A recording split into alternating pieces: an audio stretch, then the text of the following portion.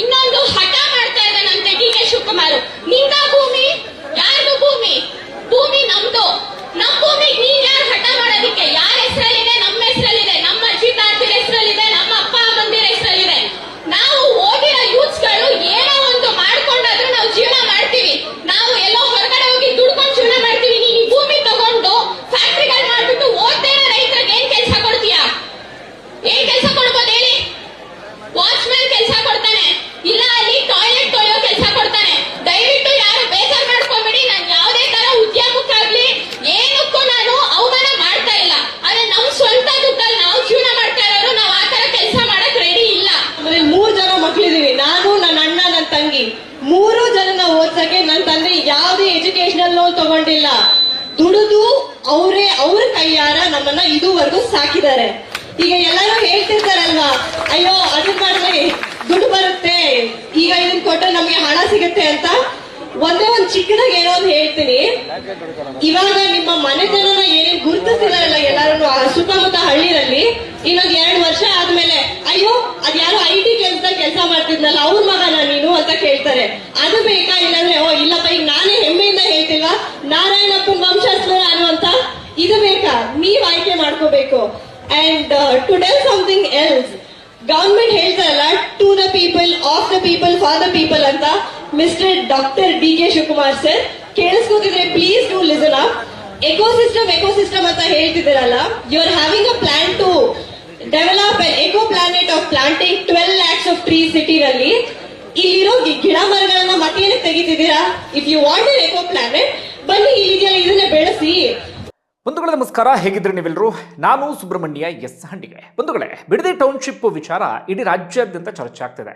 ಸಹಜವಾಗಿ ರಾಜ್ಯದಲ್ಲೇ ಕುತೂಹಲವನ್ನು ಮೂಡಿಸಿದೆ. ಇಷ್ಟರ ಮಟ್ಟಿಗೆ ವಿರೋಧ ವ್ಯಕ್ತವಾಗ್ತಿದೆಯಲ್ಲ, ಡಿ ಕೆ ಶಿವಕುಮಾರ್ ಈ ಯೋಜನೆಯನ್ನು ಕೈ ಬಿಡ್ತಾರಾ ಅಥವಾ ಇಲ್ಲ ಹಠಕ್ಕೆ ಬಿದ್ದು ಡಿ ಕೆ ಶಿವಕುಮಾರ್ ಯೋಜನೆಯನ್ನ ಜಾರಿ ತರ್ತಾರ, ಏನ್ ಕತೆ ಎನ್ನುವ ರೀತಿಯಲ್ಲಿ. ಇನ್ನೊಂದು ಕಡೆಯಿಂದ ಇದು ರಾಜಕೀಯ ರೂಪವನ್ನು ಪಡೆದುಕೊಂಡಿದೆ, ತೀವ್ರ ಜಟಾಪಟಿಗೂ ಕೂಡ ಕಾರಣ ಆಗಿದೆ. ಒಂದು ಕಡೆಯಿಂದ ಕುಮಾರಸ್ವಾಮಿ ಯೋಜನೆಗೆ ವಿರೋಧವನ್ನು ವ್ಯಕ್ತಪಡಿಸ್ತಾ ಇದ್ರೆ, ಇತ್ತ ಡಿ ಕೆ ಶಿವಕುಮಾರ್ ಯೋಜನೆಯನ್ನ ಮಾಡೇ ತೀರ್ತೀನಿ ಎನ್ನುವಂತ ಮಾತನ್ನು ಹೇಳ್ತಾ ಇದ್ದಾರೆ. ಬಹಳ ಅಚ್ಚರಿ ಅಂದ್ರೆ ಬಿಜೆಪಿಯ ನಡೆ. ಬಿಜೆಪಿ ನಾಯಕರು ಯಾಕೋ ಈ ವಿಚಾರದಲ್ಲಿ ಬಹಳ ಒಂದು ರೀತಿಯಲ್ಲಿ ಹಿಂದೇಟನ್ನು ಹಾಕ್ತಿದ್ದಾರಪ್ಪ. ಪ್ರತಿಭಟನೆ ಇಲ್ಲ, ದೊಡ್ಡ ಮಟ್ಟಿಗಿನ ಆಕ್ರೋಶ ಇಲ್ಲ, ಅಥವಾ ವಿಪಕ್ಷವಾಗಿ ಧ್ವನಿ ಎತ್ತಬೇಕಲ್ಲ ಅಂಥ ಧ್ವನಿಯೂ ಕೂಡ ಕಾಣಿಸ್ತಾ ಇಲ್ಲ. ಎಲ್ಲೋ ವಿಪಕ್ಷ ನಾಯಕರು, ರಾಜ್ಯಾಧ್ಯಕ್ಷರು ಒಂದೆರಡು ಟ್ವೀಟ್ ಮಾಡಿದ್ರು, ಅದಾದ ಬಳಿಕ ಸುಮ್ಮನೆ ಆದರು. ಎಲ್ಲೋ 4 ಮಾಧ್ಯಮಗಳ ಜೊತೆಗೆ ಮಾತನಾಡಿದ್ ಬಿಟ್ಟರೆ ಬೇರೆ ಏನೂ ಕೂಡ ಇಲ್ಲ. ನನಗದೇ ಕುತೂಹಲ ಅಥವಾ ಏನು ಅಂತ ಗೊತ್ತಾಗ್ತಿಲ್ಲ ಬಿಜೆಪಿ ನಡೆ ಈ ವಿಚಾರಕ್ಕೆ ಸಂಬಂಧಪಟ್ಟ ಹಾಗೆ. ಇದರ ನಡುವೆ JDS ಮತ್ತೆ ಕಾಂಗ್ರೆಸ್ ನಡುವೆ ಅಂತೂ ತೀರಾ ಜಟಾಪಟಿ ಎಲ್ಲವೂ ಕೂಡ ನಡೀತಾ ಇದೆ. ಅದು ಇವತ್ತು ಇನ್ನೊಂದು ಹಂತವನ್ನ ಹೋಗಿ ತಲುಪ್ತು. ಹಾಗಾದ್ರೆ ಸದ್ಯ ಏನೆಲ್ಲ ಬೆಳವಣಿಗೆ ಆಗ್ತಾ ಇದೆ, ಸಂಪೂರ್ಣವಾದಂಥ ವಿವರವನ್ನ ಈ ವಿಡಿಯೋದಲ್ಲಿ ಗಮನಿಸ್ತಾ ಹೋಗೋಣ. ಬಂಧುಗಳೇ, ವೈಯಕ್ತಿಕವಾಗಿ ಬಿಡದಿ ಟೌನ್ಶಿಪ್ ಯೋಜನೆಯನ್ನ ನಾನು ವಿರೋಧಿಸ್ತಾ ಇದ್ದೇನೆ. ಕಾರಣ, ನಾನು ಸ್ಥಳಕ್ಕೆ ಹೋಗಿದ್ದೆ, ಸರಣಿ ವರದಿಯನ್ನ ಬಿತ್ತರಿಸಿದ್ದೆ. ಈಗ ಸಾಕಷ್ಟು ಮಾಧ್ಯಮಗಳಲ್ಲಿ ಸುದ್ದಿ ಆಗ್ತಾ ಇದೆ, ಬೇರೆ ಬೇರೆ ಕಡೆಗಳಲ್ಲಿ ಚರ್ಚೆ ಆಗ್ತಾ ಇದೆ, ನೀವೆಲ್ಲರೂ ಕೂಡ ಗಮನಿಸ್ತಾ ಇದ್ದೀರಿ. ನಾನು ಹೋಗುವಂಥ ಸಂದರ್ಭದಲ್ಲಿ ಹೆಚ್ಚು ಚರ್ಚೆ ಇರಲಿಲ್ಲ ಅಥವಾ ಹೆಚ್ಚು ಮಾಧ್ಯಮಗಳ ಸುದ್ದಿಯೂ ಕೂಡ ಆಗ್ತಾ ಇರಲಿಲ್ಲ. ಆಗ ಅಲ್ಲಿ ಸಾಕಷ್ಟು ಹಳ್ಳಿ ಅಥವಾ ಊರುಗಳ ಎಲ್ಲ ಕಡೆಗಳಲ್ಲೂ ಕೂಡ ಓಡಾಡಿ ಜನರ ಅಭಿಪ್ರಾಯವನ್ನು ಸಂಗ್ರಹಿಸುವಂಥ ಕೆಲಸವನ್ನು ಮಾಡಿದ್ದೆ. ಆಗ ನನಗೆ ಅರಿವಿಗೆ ಬಂದಂಥ ವಿಚಾರ ಏನಪ್ಪ ಅಂದರೆ, ಜನ ಈ ವಿಚಾರವನ್ನು ತೀರಾ ಗಂಭೀರವಾಗಿ ತೆಗೆದುಕೊಂಡಿದ್ದಾರೆ, ಭೂಮಿ ಕೊಡಲ್ಲ ಅಂತ ಹಠಕ್ಕೆ ಬಿದ್ದಿದ್ದಾರೆ ಅಂತ. ಅದು ಒಂದು ಕಡೆಯಿಂದ. ಮತ್ತೊಂದು ಕಡೆಯಿಂದ, ನಿಮ್ಮಲ್ಲಿ ಯಾರಾದರೂ ಹೋಗಿ ಆ ಭಾಗಕ್ಕೆ ಹೋಗಿ ಸ್ವಲ್ಪ ನೋಡ್ಕೊಂಡು ಬನ್ನಿ. ಯೋಜನೆಯ ವ್ಯಾಪ್ತಿಯ ಪ್ರದೇಶ ಇದೆಯಲ್ಲ, ಹೆಚ್ಚು ಕಡಿಮೆ ಒಂದು 25 ಊರು ಬರುತ್ತೆ, ಒಂದು 9,000 ಎಕರೆ ಜಾಗ. ಅದು ನೋಡ್ಕೊಂಡು ಬನ್ನಿ, ಆಗ ನಿಮಗೆ ಗೊತ್ತಾಗುತ್ತೆ. ಒಂದು ರೀತಿಯಲ್ಲಿ ಸಂಕಟ ಆಗುತ್ತೆ, ಹೊಟ್ಟೆ ಉರಿಯುತ್ತೆ. ಅಯ್ಯೋ, ಇಂಥ ಒಳ್ಳೆ ಜಮೀನನ್ನು ತೆಗೆದುಕೊಂಡು ಅಥವಾ ಒತ್ತಾಯಪೂರ್ವಕವಾಗಿ ಕಿತ್ಕೊಂಡು ಯಾರೋ ಖಾಸಗಿಯವ್ರಿಗೆ ಕೊಡ್ತಿದ್ದಾರಲ್ಲ ಅಂತ. ಈಗ ನೋಡಿ, ನೀವು ರೈತರಿಗೆ 2 ಕೋಟಿ ಕೊಡ್ತೀವಿ ಅಂತ ಹೇಳ್ತಿದ್ದಾರಲ್ಲ, ನಮ್ಗೆ ನೋಡುವಾಗ ಏನನ್ಸುತ್ತೆ, ದೊಡ್ಡ ಅಮೌಂಟ್ 2 ಕೋಟಿ ಅಂತ ಹೇಳಿ. ಅದೇ 1 ಎಕರೆಗೆ ಅದನ್ನ ಡೆವಲಪ್ಮೆಂಟ್ ಮಾಡಿದ್ಮೇಲೆ ಎಷ್ಟು ಸೈಟನ್ನಾಗಿ ಪರಿವರ್ತಿಸಬಹುದು ಅನ್ನೋದು ಲೆಕ್ಕ ಹಾಕಿ. ಕನಿಷ್ಠ ಒಂದು 22-23 ಸೈಟ್ ಆಯಿತು ಅಂತ ಇಟ್ಕೊಳ್ಳಿ. ಒಂದೊಂದು ಸೈಟು ಯಾವ ರೇಟಿಗೆ ಹೋಗುತ್ತೆ ಅನ್ನೋದನ್ನ ನೀವು ಲೆಕ್ಕ ಹಾಕಿ. ರೈತರಿಗೆ ಕೊಟ್ಟಂತ 2 ಕೋಟಿಯಲ್ಲಿ ಆ 1 ಎಕರೆ ಜಾಗದಲ್ಲಿ 20, 22, 23, 30 ಸೈಟ್ ಆದ್ರೆ ಅದರ ವ್ಯಾಲ್ಯೂ ಎಷ್ಟು ಅನ್ನೋದು ನೀವು ಲೆಕ್ಕ ಹಾಕಿ. ಆ ಕಾರಣಕ್ಕಾಗಿ ಹೇಳ್ತಾ ಇರೋದು, ಇನ್ನೊಂದು ರೀತಿಯಲ್ಲಿ ರಿಯಲ್ ಎಸ್ಟೇಟ್ ದಂಧೆ ಎನ್ನುವಂಥ ರೀತಿಯಲ್ಲಿ ಹೀಗೆ ರೈತರಿಂದ ಒತ್ತಾಯಪೂರ್ವಕವಾಗಿ ಕಿತ್ಕೊಂಡು ಖಾಸಗಿಯವರಿಗೆ ಕೊಡೋದ್ರಲ್ಲಿ ಮಧ್ಯದಲ್ಲಿ ಏನು ಆಸಕ್ತಿ, ಏನು ಲಾಭ ಗೊತ್ತಾಗ್ತಾ ಇಲ್ಲ. ಅದನ್ನೇ ನಾವಿಲ್ಲಿ ಡಿಕೋಡ್ ಮಾಡಬೇಕಾಗಿರುವಂಥ ಒಂದು ಸೂಕ್ಷ್ಮವಾದಂಥ ವಿಚಾರ. ಮತ್ತೊಂದೇನಪ್ಪ ಅಂದರೆ, ಬಂಧುಗಳೇ, ಅಭಿವೃದ್ಧಿಗೆ ವಿರೋಧ ಅಲ್ಲ. ಆದರೆ ನೀವೀಗ ಯೋಚನೆ ಮಾಡಿ, ಈಗ ಬರಡು ಭೂಮಿಯಲ್ಲೆಲ್ಲೋ ಆಗುತ್ತೆ, ಆ ಭೂಮಿ ಪ್ರಯೋಜನಕ್ಕಿಲ್ಲ, ರೈತರು ಕೊಡೋದಕ್ಕೆ ಓಕೆ ಇದ್ದಾರೆ ಅಂದಾಗ ಓಕೆ, ಆ ಜಾಗದಲ್ಲಿ ಏನೋ ಆಗಲಿ ಅನ್ನೋಣ, ಅದು ಒಂದು ಕಡೆಯಿಂದನ. ಮತ್ತೊಂದು ಕಡೆಯಿಂದ ಈಗ ಏರ್ಪೋರ್ಟ್ ಅಂತ ಇಟ್ಕೊಳ್ಳಿ, ಅಥವಾ ಯಾವುದೊಂದು ಡ್ಯಾಮ್ ಆಗ್ತಾ ಇದೆ, ಅಥವಾ ಯಾವುದೊಂದು ಅನಿವಾರ್ಯವಾಗಿ ರಸ್ತೆ ಆಗ್ತಾ ಇದೆ ಅಂತ ಇಟ್ಕೊಳ್ಳಿ. ಒಟ್ಟಾರೆಯಾಗಿ ಸಾರ್ವಜನಿಕರ ಉಪಯೋಗಕ್ಕಾಗಿ ಯಾವುದೊಂದು ಹೊಸ ಯೋಜನೆ ಬರ್ತಿದೆ ಅಂತ ಇಟ್ಕೊಳ್ಳಿ. ಆ ಸಂದರ್ಭದಲ್ಲಿ ಅದೇ ಜಾಗದಲ್ಲಿ ಆ ಯೋಜನೆ ಆಗಬೇಕು ಅಂತ ಇದ್ದಾಗ ಹೌದು ಅತ್ಲಾಗ ಆ ಯೋಜನೆ ಆಗಲಿ ಎನ್ನುವಂತ ಮಾತನ್ನು ಹೇಳೋಣ. ಡ್ಯಾಮ್ ಆದ್ರೆ ಸಾಕಷ್ಟು ಜನಕ್ಕೆ ಪ್ರಯೋಜನ ಆಗುತ್ತೆ, ಏರ್ಪೋರ್ಟ್ ಆದ್ರೆ ಸಾಕಷ್ಟು ಜನಕ್ಕೆ ಪ್ರಯೋಜನ ಆಗುತ್ತೆ. ಆ ಸಂದರ್ಭದಲ್ಲಿ ರೈತರು ಕೊಡಲೇಬೇಕಾದಂಥ ಪರಿಸ್ಥಿತಿ ನಿರ್ಮಾಣ ಆಗ್ಬಿಡುತ್ತೆ. ಆದರೆ ಇಲ್ಲಿ ಯಾರೋ ಖಾಸಗಿಯವ್ರಿಗೆ ಕೊಡ್ತಾ ಇರೋದು. ಈಗ ಟೌನ್ಶಿಪ್ ನಿರ್ಮಾಣ ಆಗ್ತಿದೆಯಲ್ಲ, ಯಾರೋ ಖಾಸಗಿಯವ್ರಿಗೆ ಕೊಡ್ತಾ ಇರೋದು. ಜೊತೆಗೆ ಅಲ್ಲಿ ಟೌನ್ಶಿಪ್ ನಿರ್ಮಾಣ ಆಗಲೇಬೇಕು ಅಂತ ಒತ್ತಾಯ ಏನೂ ಇಲ್ಲ, ಅಥವಾ ಟೌನ್ಶಿಪ್ ಆಗಲೇಬೇಕು ಎನ್ನುವಂಥ ಅನಿವಾರ್ಯ ಪರಿಸ್ಥಿತಿ ಎಲ್ಲೂ ಕೂಡ ಇಲ್ಲ. ಅದು ಇಲ್ಲಿ ನೀವೆಲ್ಲರೂ ಅರ್ಥ ಮಾಡ್ಕೊಳ್ಬೇಕಾಗಿರುವಂಥ ವಿಚಾರ. ನಿಮ್ಮಲ್ಲಿ ತುಂಬ ಜನ ಕಮೆಂಟ್ಸ್ ಅಲ್ಲಿ ಹಾಕ್ತಾರೆ, ನಾನು ಗಮನಿಸ್ತಾ ಇದ್ದೆ, ಹಾಗಾದ್ರೂ ಅಭಿವೃದ್ಧಿ ಆಗೋದು ಬೇಡವಾ ಅಂತೇಳಿ. ಇದು ಯಾವ ರೀತಿಯಾದಂಥ ಅಭಿವೃದ್ಧಿ ಇದು? ಯಾರೋ ರಿಯಲ್ ಎಸ್ಟೇಟ್ನವರಿಗೆ, ಯಾರೋ ಉದ್ಯಮಿಗಳಿಗೆ, ಯಾರೋ ನಾರ್ತಿಂದ ಬರುವಂಥವರಿಗೆ ರೈತರ ಫಲವತ್ತಾದಂಥ ಜಮೀನನ್ನು ಕಿತ್ಕೊಂಡು ಅವ್ರಿಗೆ ಕೊಡುವಂಥ ಕೆಲಸ ಮಾಡಲಾಗ್ತಿದೆ ಅಷ್ಟೇ. ಇಲ್ಲಿ ಅಲ್ಲಿ ಏನೋ ಒಂದು ದೊಡ್ಡ ಸರ್ಕಾರಿ ಮೆಡಿಕಲ್ ಕಾಲೇಜು, ಸರ್ಕಾರಿ ಇಂಜಿನಿಯರಿಂಗ್ ಕಾಲೇಜು, ಅಥವಾ ಯಾವುದೋ ಒಳ್ಳೆ ಏರ್ಪೋರ್ಟು, ಏನು ಸಾವಿರಾರು ಜನಕ್ಕೆ ಪ್ರಯೋಜನ ಆಗುತ್ತೆ ಅದರಿಂದ, ಅಂಥದ್ದೇನೂ ಆಗ್ತಾ ಇಲ್ಲ. ಆ ಕಾರಣಕ್ಕೆ ಕೇಳ್ತಿರೋದು, ಯಾಕೆ ಎಷ್ಟು ಮಟ್ಟಿಗೆ ಆಸಕ್ತಿ, ಯಾರಿಗೆ ಇದರಿಂದ ಲಾಭ ಆಗ್ತಿದೆ ಎನ್ನುವ ರೀತಿಯಲ್ಲಿ ಸ್ವತಃ ಒಂದಷ್ಟು ಕಾಂಗ್ರೆಸ್ ನಾಯಕರೇ ಇದಕ್ಕೆ ವಿರೋಧವನ್ನು ವ್ಯಕ್ತಪಡಿಸಿದ್ರು ಕೂಡ ಡಿ ಕೆ ಶಿವಕುಮಾರ್ ಇಷ್ಟು ಹಠ ಹಿಡಿದು ಕುಳಿತುಕೊಂಡಿರೋದು ಯಾಕೆ ಅನ್ನೋದೇ ಇಲ್ಲಿರುವಂಥ ಪ್ರಶ್ನೆ. ಓಕೆ, ಅದೆಲ್ಲ ಒಂದು ವಿಚಾರ. ಈಗ ಏನು ಬೆಳವಣಿಗೆ ಆಗ್ತಿದೆ ಅನ್ನೋದು ಗಮನಿಸೋಣ. ಬಂಧುಗಳೇ, ಡಿ ಕೆ ಶಿವಕುಮಾರ್ ಅಂತೂ ಹಠ ಹಿಡಿದು ಒಂದೊಂದೇ ಹೆಜ್ಜೆ ಮುಂದೆ ಇಡ್ತಾನೆ ಇದ್ದಾರೆ. ಆರಂಭದಲ್ಲಿ ರೈತರೇ ಇಲ್ಲ ಅಂತ ಹೇಳಿಕೆ ಕೊಟ್ಟಿದ್ದಾಯಿತು, ಅದು ಬರಡು ಭೂಮಿ ಅಂತ ಹೇಳಿಕೆ ಕೊಟ್ಟಿದ್ದಾಯಿತು. ಅದಾದ ಬಳಿಕ ಸ್ವಾಮಿ ನೋಡಿ ಇದು ಬರಡು ಭೂಮಿ ಅಲ್ಲ ಅಂತ ಅವ್ರ ಮುಂದೆ ತೋರಿಸಿದಾಗ, ಅಥವಾ ನೋಡಿ ಇಷ್ಟೊಂದು ರೈತರಿದ್ದಾರೆ ಅಂತ ತೋರಿಸಿದ ಸಂದರ್ಭದಲ್ಲಿ ಅವ್ರ ವರಸೆ ಇನ್ನೂ ಬೇರೆ ಬೇರೆ ಬದಲಾವಕ್ಕೆ ಶುರುವಾಯಿತು. ಅದಾದ ಬಳಿಕ ಕುಮಾರಸ್ವಾಮಿ ಕಡೆಗೆ ಬೆರಳು ಮಾಡಿ ತೋರಿಸೋದಕ್ಕೆ ಆರಂಭಿಸಿಬಿಟ್ರು. ಅಂತಿಮವಾಗಿ ಹಠ ತೊಟ್ಟ ರೀತಿಯಲ್ಲಿ ಒಂದು 3 ಗ್ರಾಮಗಳಿಗೆ ಅಂತಿಮ ಅಧಿಸೂಚನೆಯನ್ನು ಹೊರಡಿಸಿಯೇ ಬಿಟ್ರು. ಒಂದು 500 ಎಕರೆ ಜಾಗಕ್ಕೆ ಆ ರೈತರಿಗೆಲ್ಲ ಈಗ ನೋಟಿಸನ್ನು ಕೊಡೋದಕ್ಕೆ ಶುರು ಮಾಡ್ಕೊಂಡಿದ್ದಾರೆ. ಆರಂಭದಲ್ಲಿ 7 ಜನರಿಗೆ ಸಾಂಕೇತಿಕವಾಗಿ ಚೆಕ್ ಅನ್ನು ಕೂಡ ವಿತರಣೆ ಮಾಡಿಬಿಟ್ರು. ಅದಾದ ಬಳಿಕ ಇನ್ನೊಂದು 10 ಜನಕ್ಕೂ ಕೂಡ ಚೆಕ್ ವಿತರಿಸಿಬಿಟ್ರು. ಯಾಕಷ್ಟೇ ಜನಕ್ಕೆ ಗೊತ್ತಾಗ್ತಾ ಇಲ್ಲ, ಅಂದ್ರೆ ಚೆಕ್ ತಗೊಳಕ್ ಯಾರು ಮುಂದೆ ಬರ್ತಿಲ್ವೋ ಏನ್ ಕಥೆನೋ ಗೊತ್ತಿಲ್ಲ, ಚೆಕ್ ಅನ್ನು ಕೂಡ ವಿತರಿಸಿಬಿಟ್ರು.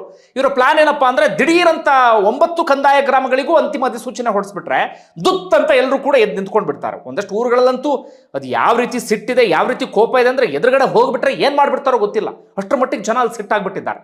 ಹೀಗಾಗಿ ಅದೆಲ್ಲವನ್ನು ಕೂಡ ಮನಗಂಡಂತ ಡಿ ಕೆ ಶಿವಕುಮಾರ್ ಅವರು ಏನ್ ಮಾಡ್ತಿದ್ದಾರೆ, ಒಟ್ಟೊಟ್ಟಿಗೆ ಒಗ್ಗಟ್ಟಾಗಿ ಇವ್ರು ಯಾರು ಕೂಡ ಎದ್ದೇಳಬಾರ್ದು ಎನ್ನುವ ಕಾರಣಕ್ಕಾಗಿ ಹಂತ ಹಂತವಾಗಿ 3 ಗ್ರಾಮವನ್ನು ಮಾಡ್ಕೊಂಡು ಹೋಗ್ತಾ ಇದ್ದಾರೆ. ಸಿಕ್ಕಿರುವಂತ ಮಾಹಿತಿಯ ಪ್ರಕಾರ ಇನ್ನು ಸ್ವಲ್ಪ ದಿನಕ್ಕೆ ಇನ್ನೊಂದು ಗ್ರಾಮ ಅಂತಿಮ ಅಧಿಸೂಚನೆ ಆಗುತ್ತಂತೆ. ಆಮೇಲೆ ಸದ್ದಿಲ್ಲದ ರೀತಿಯಲ್ಲಿ ಎಲ್ಲ ಗ್ರಾಮಗಳು ಕೂಡ ಅಂತಿಮ ಅಧಿಸೂಚನೆಯ ವ್ಯಾಪ್ತಿಗೆ ಬಂದರೂ ಕೂಡ ಅಚ್ಚರಿ ಇಲ್ಲ. ಅಷ್ಟರ ಮಟ್ಟಿಗೆ ಡಿ ಕೆ ಶಿವಕುಮಾರ್ ಹಠಕ್ಕೆ ಬಿದ್ದುಬಿಟ್ಟಿದ್ದಾರೆ, ಇದನ್ನು ಮಾಡೇ ಮಾಡ್ತೀನಿ ಎನ್ನುವಂಥ ರೀತಿಯಲ್ಲಿ. ಇನ್ನು ಕುಮಾರಸ್ವಾಮಿ ಡಿ ಕೆ ಶಿವಕುಮಾರ್ ಜಟಾಪಟಿಯ ವಿಚಾರಕ್ಕೆ ಬರೋಣ. ಈಗ ಇದು ರಾಜಕೀಯ ರೂಪವನ್ನು ಪಡೆದುಕೊಂಡು ಬಿಟ್ಟಿದೆ. ಈಗ ಏನಾಯ್ತು ಇತ್ತೀಚಿನ ಬೆಳವಣಿಗೆ ಅಂದ್ರೆ, ಡಿ ಕೆ ಶಿವಕುಮಾರ್ ಒಂದು ಪತ್ರ ಬರೆದ್ರು ಕುಮಾರಸ್ವಾಮಿ ಅವರಿಗೆ. ನೋಡಿ, 26ನೇ ತಾರೀಕು ವಿಧಾನಸೌಧಕ್ಕೆ ಬನ್ನಿ, ಒಂದು 5 ಪ್ರತಿನಿಧಿಗಳ ಜೊತೆಗೆ ನಾವು ಚರ್ಚೆ ಮಾಡೋಣ ಅಂತ ಹೇಳಿ. ಅದಕ್ಕೆ ಕೌಂಟರ್ ಎನ್ನುವ ರೀತಿಯಲ್ಲಿ ಕುಮಾರಸ್ವಾಮಿ ಅವರು ಏನ್ ಮಾಡ್ತಾರೆ, ಇಲ್ಲ 26ಕ್ಕಾಗಲ್ಲ 27ಕ್ಕೆ ಬರ್ತೀನಿ, ಆದ್ರೆ ನಿಮ್ ವಿಧಾನಸೌಧಕ್ಕೆ ಬೇಡ, ಸೀದಾ ಬಿಡದಿಯ ಬೈರಮಂಗಲಕ್ಕೆ ಹೋಗೋಣ ಎನ್ನುವಂತ ರೀತಿಯಲ್ಲಿ. ಆಗ ಡಿ ಕೆ ಶಿವಕುಮಾರ್ ಪರವಾಗಿ ಆ ಭಾಗದ ಕಾಂಗ್ರೆಸ್ನ ಶಾಸಕ ಬಾಲಕೃಷ್ಣ ಹೇಳಿಕೆಯನ್ನು ಕೊಡ್ತಾರೆ. ಏನಂತ, ಇಲ್ಲ ರೀ ಬೈರಮಂಗಲಕ್ಕೆಲ್ಲ ಬರಕ್ಕಾಗಲ್ಲ, ಅಲ್ಲಿ ಗಲಾಟೆ ಆಗಿಬಿಟ್ರೆ ಏನು ಮಾಡೋದು ಎನ್ನುವಂಥ ರೀತಿಯಲ್ಲಿ. ಕುಮಾರಸ್ವಾಮಿ ಹಠ ಹಿಡಿದು ಕುಳಿತುಕೊಂಡ್ರೆ, ಇಲ್ಲ ರೈತರ ಎದುರುಗಡೆನೆ ಏನು ಎತ್ತ ಅಂತ ತೀರ್ಮಾನ ಆಗಬೇಕು ಎನ್ನುವಂಥ ರೀತಿಯಲ್ಲಿ. ಆದರೆ ಬಾಲಕೃಷ್ಣ ಹೇಳ್ತಾ ಇದ್ರು, ಯಾವ ಕಾರಣಕ್ಕೂ ಡಿ ಕೆ ಶಿವಕುಮಾರ್ ಅವ್ರು ಬರಲ್ಲ ಅಂತೇಳಿ. ಹೀಗಾಗಿ ಇವತ್ತು ಡಿ ಕೆ ಶಿವಕುಮಾರ್ ಬರಲ್ಲ ಅನ್ನೋದು ಬಹುತೇಕ ಕನ್ಫರ್ಮ್ ಆಗಿತ್ತು. ಅದರ ಕೊನೆಯ ಕ್ಷಣದಲ್ಲಿ ಏನಾದರೂ ಅಚ್ಚರಿ ನಿರ್ಧಾರ ತೆಗೆದುಕೊಳ್ಳಬಹುದಾ ಎನ್ನುವಂಥ ಕುತೂಹಲವೂ ಕೂಡ ಸಹಜವಾಗಿ ಇತ್ತು. ಇನ್ನೊಂದು ಕಡೆಯಿಂದ ಏನಾಗಿದೆ ಅಂದ್ರೆ, ಅಲ್ಲಿ ಯೋಜನೆಯನ್ನು ವಿರೋಧಿಸಿ 450 ದಿನಗಳಿಂದ ರೈತರು ಪ್ರತಿಭಟನೆ ಮಾಡ್ತಿದ್ದಾರೆ. ಯಾರೋ ಒಂದಷ್ಟು ಜನ ಯೋಜನೆ ಪರವಾಗಿಯೂ ಕೂಡ ಹೋರಾಟ ಮಾಡೋದಕ್ಕೆ ಆರಂಭಿಸಿಬಿಟ್ಟಿದ್ದಾರೆ.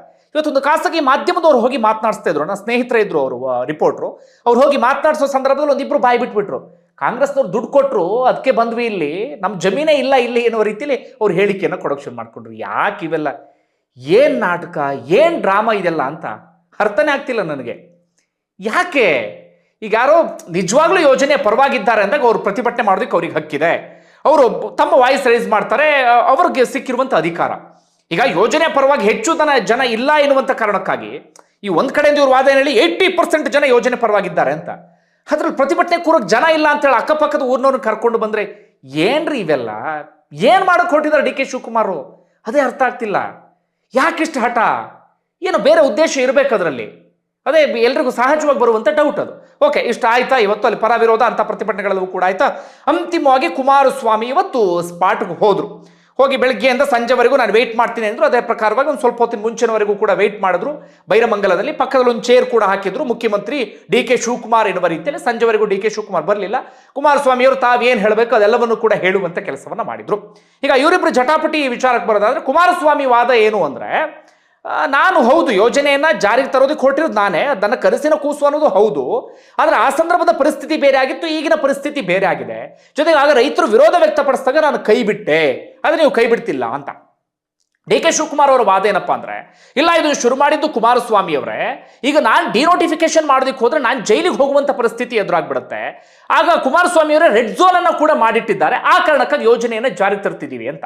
ಅದು ಕುಮಾರಸ್ವಾಮಿ ಅವರ ರೀಕೌಂಟರ್ ಏನಪ್ಪಾ ಅಂದ್ರೆ, ರೆಡ್ ಝೋನ್ ತರೋದಕ್ಕೆ ಒಂದಷ್ಟು ಟೆಕ್ನಿಕಲ್ ಕಾರಣಗಳಿತ್ತು. ಜೊತೆಗೆ ಇದನ್ನು ಡಿನೋಟಿಫಿಕೇಶನ್ ಮಾಡುವಂಥ ಪರಿಸ್ಥಿತಿಯ ಉದ್ಭವ ಆಗೋದಿಲ್ಲ. ನೀವು ಕಂಪ್ಲೀಟ್ ಯೋಜನೆಯನ್ನ ಕೈ ಬಿಟ್ರೆ ಡಿನೋಟಿಫೈ ಎನ್ನುವಂಥ ಪರಿಸ್ಥಿತಿ ಎಲ್ಲಿ ಬರುತ್ತೆ ಎನ್ನುವ ರೀತಿಯಲ್ಲಿ ಪ್ರಶ್ನೆ ಮಾಡ್ತಿದ್ದಾರೆ. ಜೊತೆಗೆ ಡಿನೋಟಿಫಿಕೇಶನ್ ಅಂತ ಬಂದಾಗ ಈ ದೇವನಹಳ್ಳಿ ರೈತರು, ದೇವನಹಳ್ಳಿ ಚನ್ನರಾಯಪಟ್ಟಣದ ರೈತರು ಹೆಚ್ಚು ಕಡಿಮೆ ಒಂದು 1,000 ದಿನಗಳ ಒಂದು 3 ವರ್ಷ ನಿರಂತರ ಪ್ರತಿಭಟನೆ ಮಾಡಿದ್ರು. ಕಳೆದ ವರ್ಷ ಸಿದ್ದರಾಮಯ್ಯ ಅವರು ಮುಖ್ಯಮಂತ್ರಿಗಳಿದ್ದಾಗ ಆ ಯೋಜನೆಯನ್ನು ಕೈಬಿಟ್ರು. ಒಂದು ದೊಡ್ಡ ಪ್ರದೇಶವನ್ನ ಅಕ್ವೈರ್ ಮಾಡ್ಕೊಳಕ್ ಹೋಗಿತ್ತು ಸರ್ಕಾರ. ಹೀಗಾಗಿ ಕುಮಾರಸ್ವಾಮಿ ಅವರು ಕೇಳ್ತಾರೆ, ನೋಡಿ ಎಲ್ಲಿ ಮಾಡಿದಾಗ ಡಿನೋಟಿಫೈ ಮಾಡಿದಾಗ ಏನೂ ಆಗಲಿಲ್ಲ, ಇಲ್ಲಿ ಮಾಡಿಬಿಟ್ರೆ ಆಗುತ್ತಾ ಎನ್ನುವ ರೀತಿಯಲ್ಲಿ ಕುಮಾರಸ್ವಾಮಿ ಅವರು ಕೂಡ ಕೇಳ್ತಿದ್ದಾರೆ. ಈ ರೀತಿಯ ಒಂದಷ್ಟು ರಾಜಕೀಯ ಜಟಾಪಟಿಯು ಕೂಡ ಈ ವಿಚಾರ ಸಂಬಂಧಪಟ್ಟಾಗ ನಡೀತಾ ಇದೆ. ಹಾಗಾದ್ರೆ ಏನಾಗಿದ್ದು ಅಂತ ನಾವು ಗಮನಿಸ್ತಾ ಹೋಗೋದಾದ್ರೆ, ಒಂದು ವೇಳೆ 2006ರ ಸಂದರ್ಭದಲ್ಲಿ ಕುಮಾರಸ್ವಾಮಿ ಅವರ 2020 ಸರ್ಕಾರ ಇತ್ತು. ಯಡಿಯೂರಪ್ಪನವರು DCM ಆಗಿದ್ರು, ಕುಮಾರಸ್ವಾಮಿ ಅವರು ಮುಖ್ಯಮಂತ್ರಿ ಆಗಿದ್ರು. ಆಗ ಕುಮಾರಸ್ವಾಮಿ ಅವರು ಒಂದು ಪ್ಲಾನ್ ಅನ್ನ ಮಾಡ್ತಾರೆ. ಏನು, ನಗರದ ಮೇಲಿನ ಹೊರೆಯನ್ನ ತಗ್ಗಿಸಬೇಕು ಅಂತ ಹೇಳಿ ರಾಮನಗರ ತಾಲೂಕಿನ ಕಸಬಾ ಹೋಬಳಿ 4,000 ಎಕರೆ, ಬಿಡದಿ 9,600 ಎಕರೆ, ಮಾಗಡಿ ತಾಲೂಕಿನ ಸೋಲೂರು 12,000 ಎಕರೆ, ಕನಕಪುರ ತಾಲೂಕಿನ ಸಾತನೂರು DK ಶಿವಕುಮಾರ್ ಅವರು 16,000 ಎಕರೆ, ಹೊಸಕೋಟೆಯ ನಂದಗುಡಿಯಲ್ಲಿ 18,000 ಎಕರೆ ಉಪನಗರ ನಿರ್ಮಾಣಕ್ಕೆ ಆಗ ಕುಮಾರಸ್ವಾಮಿ ಅವರು ಅನುಮೋದನೆಯನ್ನ ನೀಡಿದ್ರು. ಪ್ರಾಯೋಗಿಕವಾಗಿ ಬಿಡದಿ ಉಪನಗರ ಯೋಜನೆಯನ್ನ ಕೈಗೆತ್ತಿಕೊಳ್ತಾರೆ. ಒಂದು ಪ್ರಯೋಗ ಮಾಡೋಣ ಎನ್ನುವಂತ ರೀತಿಯಲ್ಲಿ ಅದು 9,600 ಎಕರೆ. ಆಗ ಒಂದು ಜಾಗತಿಕ ಟೆಂಡರ್ ಕೂಡ ಕರೀತಾರೆ. DLF ಎನ್ನುವಂತ ಕಂಪನಿ ಮುಂದೆ ಬರುತ್ತೆ, 500 ಕೋಟಿ ಠೇವಣಿ ಕೂಡ ಇಡ್ತಾರೆ. ಆದ್ರೆ ಅದಾದ ಬಳಿಕ ಏನಾಯ್ತು, ರೈತರು ವಿರೋಧ ವ್ಯಕ್ತಪಡಿಸೋಕೆ ಶುರು ಮಾಡಿಕೊಂಡ್ರು. ಹೀಗಾಗಿ ಸರಿಯಾದ ರೀತಿಯಲ್ಲಿ ಭೂಸ್ವಾಧೀನ ಪ್ರಕ್ರಿಯೆ ಆಗಲಿಲ್ಲ. ಒಂದಷ್ಟು ಸಮಸ್ಯೆಗಳೆಲ್ಲವೂ ಕೂಡ ಉದ್ಭವ ಆಯಿತು. ಆಗ ಜಾಗತಿಕ ಮಟ್ಟದಲ್ಲಿ ಒಂದು ಆರ್ಥಿಕ ಹಿಂಜರಿತವೂ ಕೂಡ ಶುರುವಾಗ್ಬಿಡ್ತು. ಆಗ ಆ DLF ಕಂಪನಿಗೆ ಅನ್ಸುತ್ತೆ, ನಾನು ಇದ್ರಲ್ಲಿ ಕೋಟಿ ಹಣವನ್ನು ಸುರಿತಾ ಇದ್ದೀವಿ, 60,000 ಕೋಟಿನೇ ಏನೋ ಆಗಿದ್ದ ಪ್ಲಾನ್, ಇಷ್ಟು ಹಣವನ್ನು ಸುರಿದ್ರೆ ನಮಗಷ್ಟು ಲಾಭ ಬರಲ್ಲ, ಜೊತೆಗೆ ಇಲ್ಲಿ ಭೂಸ್ವಾಧೀನವೂ ಕೂಡ ಸರಿಯಾದ ರೀತಿಯಲ್ಲಿ ಆಗ್ತಾ ಇಲ್ಲ, ಇಲ್ಲಿ ಸಾಕಷ್ಟು ಷರತ್ತುಗಳನ್ನು ಕೂಡ ವಿಧಿಸ್ತಾ ಇದ್ದಾರೆ ಅಂತೇಳಿ DLF ಕಂಪನಿಯವರು ಯೋಜನೆಯಿಂದ ಹಿಂದೆ ಸರಿದು ಬಿಡ್ತಾರೆ. ಮತ್ತೊಂದು ಕಡೆಯಿಂದ ಕುಮಾರಸ್ವಾಮಿ ಅವರ ಮೇಲೆ ಒತ್ತಡವೂ ಕೂಡ ಜಾಸ್ತಿ ಆಗಿಬಿಡುತ್ತೆ ರೈತರಿಂದ.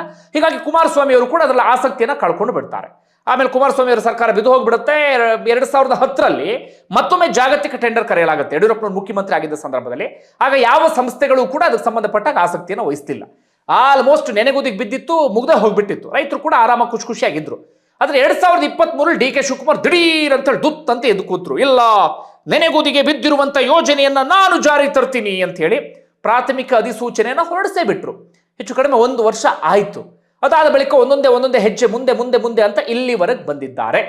ಮೊನ್ನೆವರೆಗೆ ಹೆಚ್ಚು ಕಡಿಮೆ ಒಂದು 2-3 ತಿಂಗಳವರೆಗೂ ಕೂಡ ಅಷ್ಟು ದೊಡ್ಡ ಮಟ್ಟಿಗೆ ಸದ್ದು ಮಾಡ್ತಾ ಇರಲಿಲ್ಲ. ಆದ್ರೆ ಒಂದು 3 ತಿಂಗಳಿಂದ ಈಗ ಬಿಡದಿ ವಿಚಾರ ರಾಜ್ಯ ಮಟ್ಟದಲ್ಲಿ ಸದ್ದು ಮಾಡೋದಕ್ಕೆ ಶುರುವಾಗ್ಬಿಟ್ಟಿದೆ.